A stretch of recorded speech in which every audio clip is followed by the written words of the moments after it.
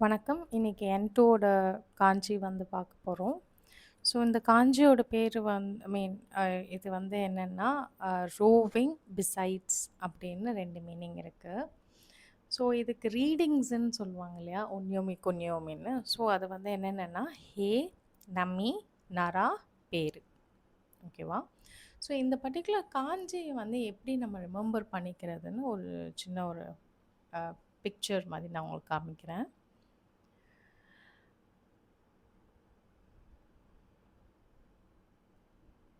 So இப்போ இந்த picture பாருங்க.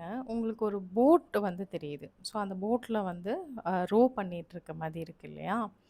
அதாவது ரோவா வந்து மனுஷங்க உட்காந்துருக்காங்க. 2 புறமும் வந்து அந்த குச்சி கம்பு வச்சு தண்ணிய தள்ளி விட்டுட்டு இருக்காங்க. ஸோ இது வந்து இங்கிலீஷ்ல ரோயிங்ன்னு சொல்லுவாங்க. ஸோ ஈஸியா உங்களால ஞாபகத்துல வச்சுக்க முடியும். இன்ஃபேக்ட் அந்த காஞ்சிய பார்த்தாலும் அது ஏதோ ஒரு ஷிப் மாதிரி தான் இருக்கு. படகு மாதிரி தான் இருக்கு. இன்னொரு மீனிங் வந்து பிசைட்ஸ்ன்னு இருக்கு இல்லையா? Side by side.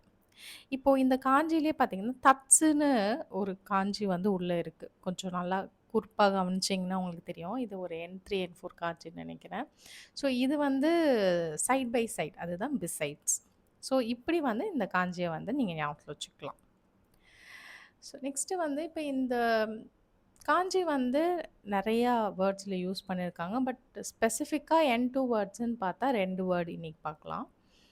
ஸோ ஒண்ணு வந்து நமிக்கி, இன்னொன்னு வந்து ஹேக்கோ. ஸோ நமிக்கில கீ வந்து ட்ரீ தெரியும் உங்களுக்கு.